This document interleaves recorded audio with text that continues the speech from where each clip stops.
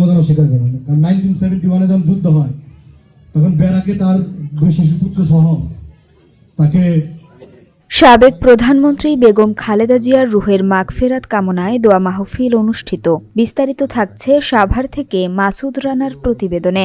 বাংলাদেশ জাতীয়তাবাদী দল বিএনপির 3 বারের সাবেক প্রধানমন্ত্রী ও মাদার অব ডেমোক্রেসি দেশমাতা বেগম খালেদা জিয়ার রুহের মাগফিরাত কামনায় সাভারের পাথালিয়া ইউনিয়নের গেরুয়া গ্রামে দোয়া মাহফিল ও আলোচনা সভা অনুষ্ঠিত হয়েছে। এলাকাতে এখনো যা রাস্তাঘাট, স্কুল, মাদ্রাসা এগুলোর উন্নয়নের দরকার না, মানুষকেও যথেষ্ট এবং চেষ্টা করবে রাস্তাঘাটগুলো করে দেওয়ার জন্য। ডিয়াবাড়িতে আমরা ব্যাপক উন্নয়নের কাজ করছি, কারণ ডিয়াবাড়িটা আমাদের সাভারের মধ্যে সবচেয়ে অনুন্নত ছিল। কেন ছিল? যেটা আজগর হোসেনের এলাকা। ডাক্তার দেওয়ান মোহাম্মদ সালাউদ্দিন বাবুর সৌজন্যে আয়োজিত এ অনুষ্ঠানে প্রধান অতিথি হিসেবে উপস্থিত ছিলেন আশুলিয়া থানা বিএনপির সহসভাপতি মোহাম্মদ বাসেদ দেওয়ান। তিনি বলেন, বেগম খালেদা জিয়া দেশ ও মানুষের জন্য আজীবন কাজ করেছেন।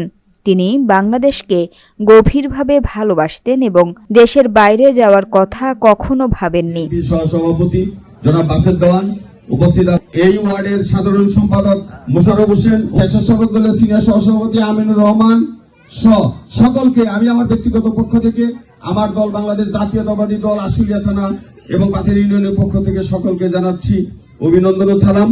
অনেকের কাছে যাইতে সিরিয়াল লাগে, খালেদা জিয়ার কাছে যাইতে কোনো সিরিয়াল লাগতো না। হয় একজন কথা বলতেছে, তাকে বিদায় করে দিয়ে এই কথা বলতেন। আমাদের লোকেরা জান্নাত বিক্রি করে, আরে বেটারা দাড়ি পাল্লা দিয়ে জান্নাত বিক্রি করবে, এখন তো দাড়ি পাল্লাই থাকবে না। আমি আবার ডাক্তার সালাউদ্দিন সাহেবের প্রস্তাবকারী হিসেবে ওখানে সালাউদ্দিন সাহেবের সাথে উপস্থিত ছিলাম।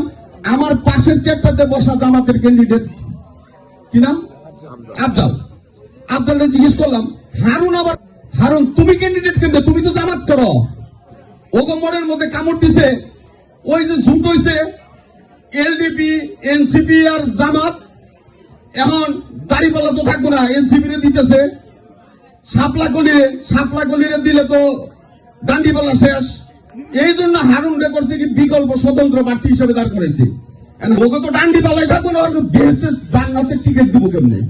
জান্নাতের টিকিট দেওয়া রাখে, জান্নাতের টিকিট দিলে একমাত্র আল্লাহ তাআলা দিব।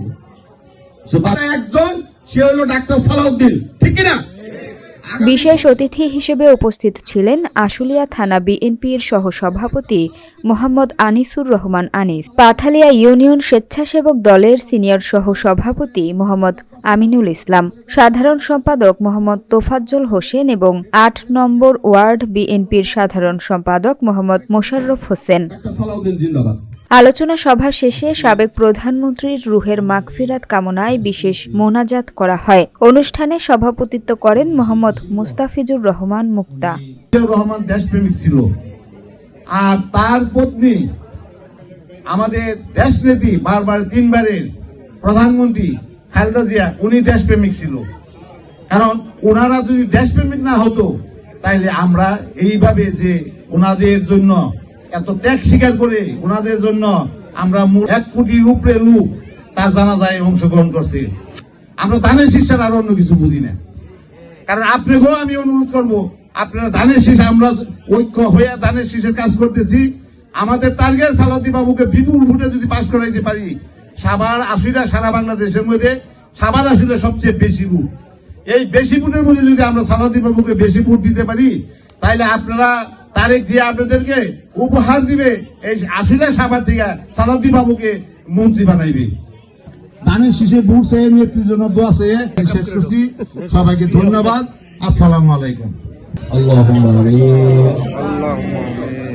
ربنا ظلمنا أنفسنا وإن لم تغفر لنا وترحمنا لنكونن من الخاسرين।